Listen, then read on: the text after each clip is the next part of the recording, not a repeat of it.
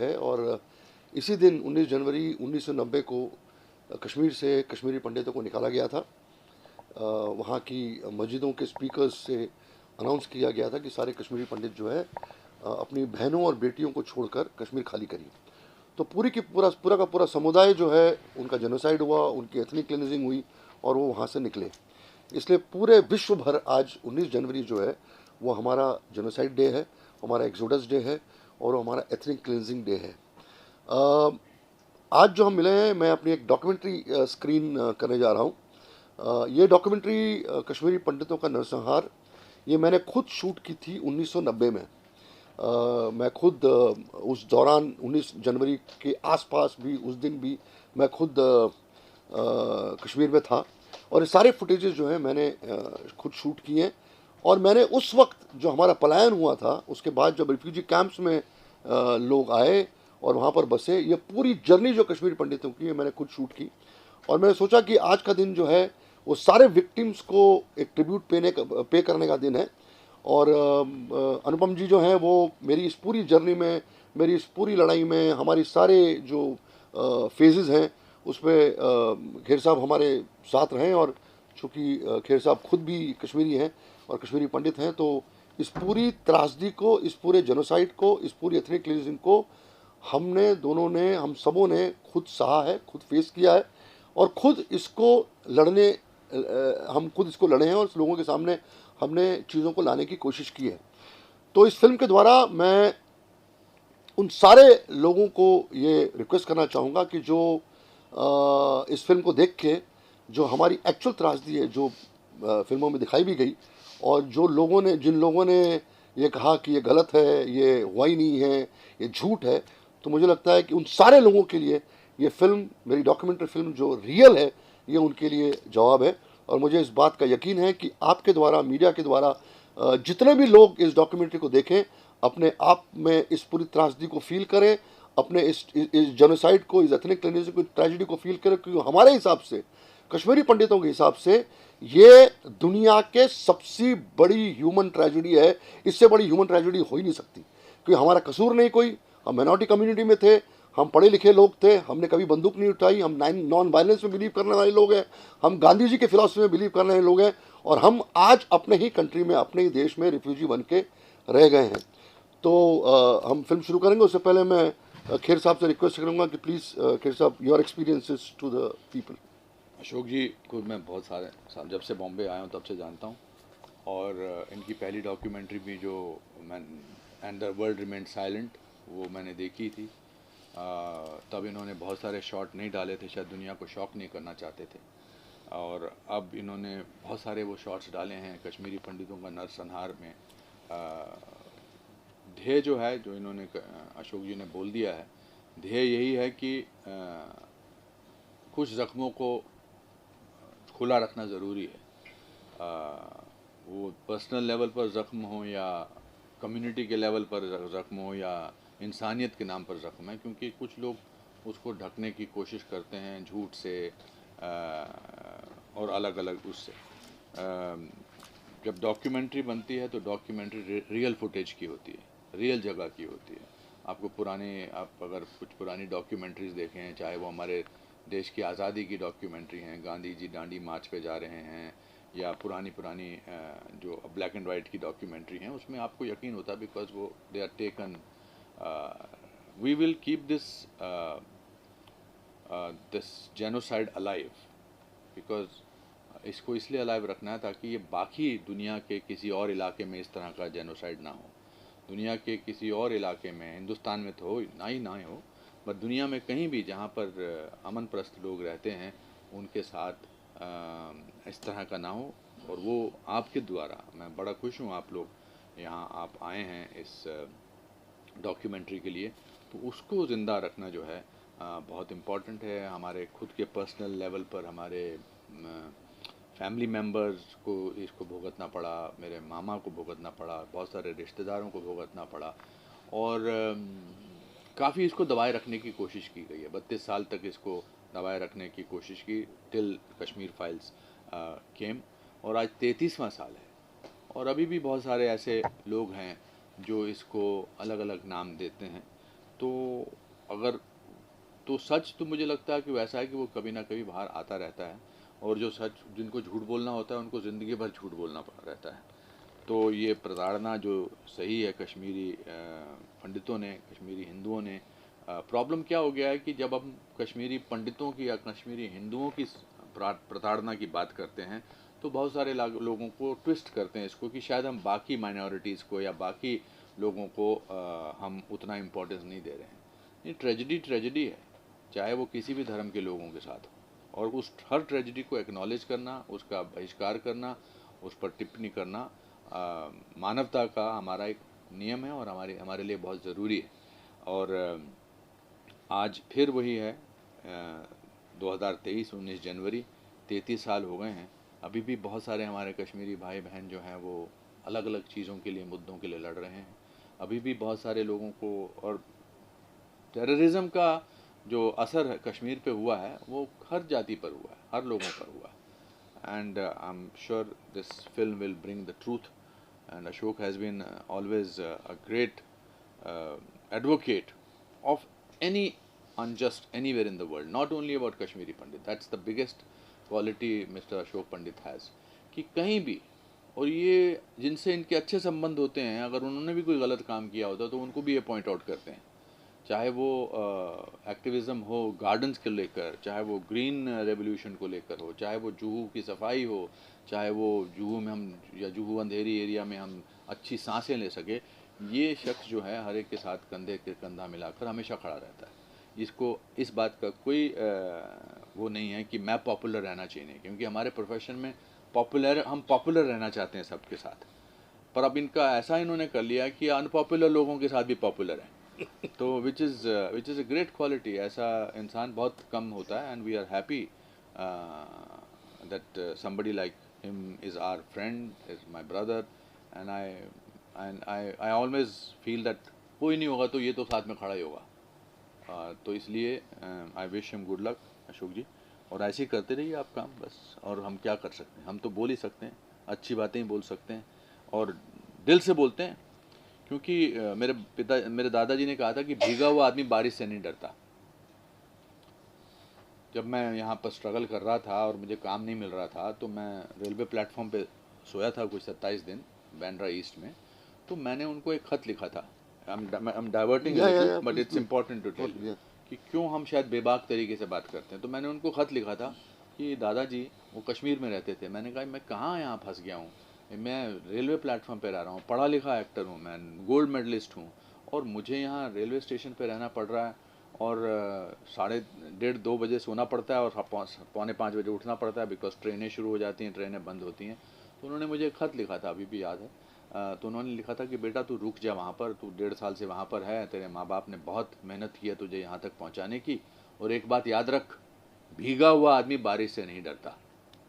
That line changed my life. और अब हम जब भी कोई मुझे लगता है कि हमारे खिलाफ या हमारे ऐसी बात को होती है, तो सीधा दादाजी का डायलॉग चलता है कि भीगा हुआ आदमी बारिश से नहीं डरता। इसलिए so thank you very much for coming.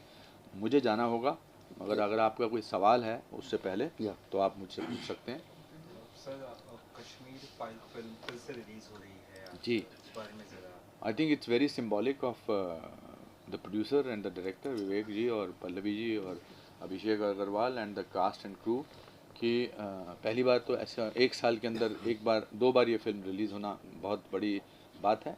ये देखिए, आप उन जख्मों को तो भर नहीं सकते जो आज से 33 साल पहले हुए हैं, लेकिन कभी कभी कोई ऐसे कंधे पे हाथ रख देता है, तो ये दूसरी बार रिलीज़ होना भी जो है ये उसी बात की निशानी है। आज बहुत सारे लोग हमको ये भी बोलते हैं, अरे आपने अब इनके लिए क्या किया। चलो, कश्मीर फाइल ने एक चीज़ तो की कि ये दुनिया में ये जग जाहिर कर दिया कि ये ट्रेजेडी हुई थी, तो आज ये रिलीज़ हुई है। It's a symbolic thing. अब वो जो लोग हैं, वो कुछ लोग ऐसे भी कहेंगे, लिखा सेकेंड टाइम रिलीज़ कर दी, इसके तो कोई कलेक्शन नहीं हुआ। तो जो लोग रोते हैं उनकी ज़िंदगी भर रोना ही होता है। कुछ लोग होते हैं डूअर्स एंड कुछ लोग होते हैं क्रिटिसाइजर्स। हम डूअर्स हैं, और जो क्रिटिसाइजर्स हैं उनको करने दीजिए। सर, 33 साल में कश्मीर में क्या बदला? क्योंकि अभी भी कुछ ऐसी घटनाएं हो रही जहाँ कश्मीरी पंडितों को अभी भी टारगेट किलिंग किया जा रहा है, तो 33 साल में आप क्या बदलाव देख रहे हैं? आर्टिकल 370 हट गया, बहुत बड़ी बात है। 65 साल तक नहीं बदला था। आर्टिकल 35A बदला, और वो सिर्फ कश्मीरी हिंदुओं के लिए नहीं था 35A और 37, वो सब माइनॉरिटीज़ के लिए था। वो बहुत ही तकियानूसी लॉ था। और इस साल 2022 में हालांकि सबसे ज़्यादा टूरिज़्म बढ़ा है। देखिए वहाँ पर काम की सख्त ज़रूरत है। जो विकास दुनिया में, मतलब भारत में बाकी देशों, बाकी स्टेट्स में हुआ है, वही विकास वहाँ भी होना चाहिए। मुझे लगता है विकास हो तो अपने आप जॉब्स बढ़ते हैं तो लोग खुश रहते हैं, लोग खुश रहते हैं तो इस तरह की अजीब व गरीब चीज़ों में उनका ध्यान नहीं जाता। I believe that a lot of people are still shooting there. I have a friend here in Kashmir whose mother lives in the camp. Because Kashmiri Pandits today also they're living in ghettos, in this camp. तो ये माहौल कब तक बदलेगा, कब लगता है? देखिए जो बदलाव है वो बहुत साइलेंट होता है। हमने देश को आज़ाद करने के लिए 200 साल लड़ा है, 100 साल लड़ा है, पर आज़ाद हुआ। अब ओवरनाइट तो चीज़ें मुझे नहीं लगता। That's more for an answer for politicians to give you that answer. I am an optimist. अब आज हम जो बैठे हैं और आपके साथ बैठे हैं, ये भी ऑप्टिमिज्म का नतीजा है कि हम चाहते हैं कि कुछ बदले और कुछ आप सवाल उठाएं और कुछ सवाल ये आपके ज़रिए बाकी लोगों तक भी पहुँचें। सर आपसे जानना चाहूँगा, बहुत सारी चीज़ें आपने इसके अंदर रियल दिखाई है, तो वो कितना बड़ा चैलेंज था आपके लिए, और जब वो चीज़ें याद आती है तो क्या फील करते हैं सर, अगर इस बारे में? देखिए ये जो पूरा एक्सोडस था, जेनोसाइड जब हुआ, जब मैं वहाँ पे था तो मेरी लाइफ चेंज हो गई एक्चुअली। मेरी थिंकिंग, मेरा बिहेवियर पैटर्न, मेरी चाल, मेरे चलने का ढंग, मेरी सोच पूरा बदल चुकी। बिकॉज वो जो पूरा जो हादसा हुआ था तो वो बहुत ज़्यादा था। मैं इतना भी कुछ बुजुर्ग नहीं था कि मैं इस चीज़ को देख चुका था। ज़िंदगी में बहुत कम उम्र में मैंने लाशें देखी, मैंने लोगों को निकलते हुए देखा, ट्रक में बैठते हुए देखा, चिल्लाते हुए देखा, चीखते हुए देखा, डेड बॉडीज़ उठाने के लिए लोग नहीं थे जम्मू में। तो सब पूरा जो प्रोसेस था, मैं उसका हिस्सा था। तो मुझे लगता है कि 10 जन्म में भी लोग जो हैं वो ऐसे हादसे जो हैं वो एक्सपीरियंस नहीं कर सकते। तो हो सकता है ऊपर वाले ने शायद मेरे लिए ये, और फॉर्चुनेटली मैं कश्मीर में था, मैं कोई श्रीनगर दूरदर्शन के काम के लिए गया था वहाँ पे, और रात को मैं जब घर में सोया था तो ये मस्जिदों से ये आवाज़ आने लगी थी कि कश्मीरी पंडित घर खाली करो।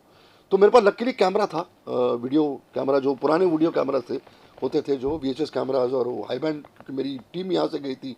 I was shooting a documentary for Srinagar Doordarshan. तो उसके पहले तो मैं कैमरा लेके मैं सड़क पे निकल गया। मैं अभी भी अगर मैं वो सोचता हूँ, फिल्म में देखना सोचता हूँ, तो मैं रात को उठ जाता हूँ, क्योंकि वो जो खौफ है, वो जो डर है, वो मेरे दिमाग से ताज़िंदगी निकल नहीं सकता। एंड द एंटायर इंसिडेंट, दो पूरे की पूरी जो हादसे हुए थे, जो मेरे सामने हुआ, वो मुझे लगता है कि एक सपना था और वो रियल लाइफ में हो ही नहीं सकता। आज जो लोग बोल रहे हैं कि ये झूठ है फिल्म को देखने के बाद, वो इसलिए बोल रहे हैं क्योंकि उनको विश्वास ही नहीं हो सकता ये हो सकता है। मैं तो इसलिए डंके की चोट पे बोलता हूँ, या खेर साहब इसलिए डंके की चोट पे बोलता है, या हर कश्मीरी पंडित इसलिए डंके की चोट पे बोलता है क्योंकि उन्होंने एक्सपीरियंस किया हुआ है। और ये एक्सपीरियंस जो है, ये हमारे दिलों से, हमारे दिमाग से, हमारे जहन से ये कभी नहीं निकल सकता। और जैसा अनुपम जी ने कहा कि जेनोसाइड जो है, घाव जो है, निकाले भी नहीं निकल सकता। आप कैसे चीज़ों को निकाल सकते हो, आप हकीकत को कैसे नकार सकते हो? मैं कैसे झूठ बोलूँ कि नहीं सब ऐसा नहीं हुआ था? तो उस दौरान जब मैं सोचा भी नहीं था कि मैं फिल्म बनाऊंगा। जब फुटेजेस जमा हुई, जब मैं आया, वापस मुंबई आया, मैं 6 महीने के लिए शिफ्ट कर गया था जम्मू कश्मीर। लगभग 8 महीने में वहीं रहा था जम्मू कश्मीर में, बिकॉज पूरी की पूरी फैमिलीज आ रही थी ट्रकों में जम्मू में, तो उनको सेटल करना, कैंप बनना, जगमोहन साहब हमारे गवर्नर थे, उनसे डील करना, रिफ्यूजी कैंप में नए जम्मू बहुत छोटा शहर है, वहाँ पर 3.5-4 लाख लोगों का आ जाना, ये अपने आप में बहुत बड़ा एक चैलेंज था, क्योंकि जगह ही नहीं थी वहाँ पर, छोटे छोटे मकान हुआ करते थे। तो बड़ी बड़ी ज़मीनों में आप देखना फिल्म में टेंट लगे, टेंटों में लोगों को रहा, एक टेंट में 10-10 आदमी रहते थे, खाने का ठिकाना नहीं, पीने का ठिकाना नहीं। तो मैं इस पूरे प्रोसेस में अपने आप को मैं जुड़ा और मैंने देखा ये सब जो मेरी फिल्म में है। मुझे लगता है मैं ज़्यादा नहीं बोलूँगा फिल्म के बारे में, अब फिल्म देखिए और अंदाज़ा लगाएंगे आप कि एक्चुअली ये प्रोसेस, जो पूरा जेनोसाइड का प्रोसेस जो है वो कैसा था। लोगों के इंटरव्यूज़ हैं कैंप्स में, टेंट्स में, कश्मीर में किस तरह से लोग बाहर निकले, कैसे पाकिस्तान का झंडा उन्होंने लहराया, क्या नहीं क्या क्या, ये पूरी फिल्म में, ये 35 मिनट की फिल्म में ये पूरा जो खौफ वहाँ पे क्रिएट किया गया, जिसके वजह से हम लोग वहाँ से निकले, ये खौफ जो है ये फिल्म में आपको सारा नजर आएगा।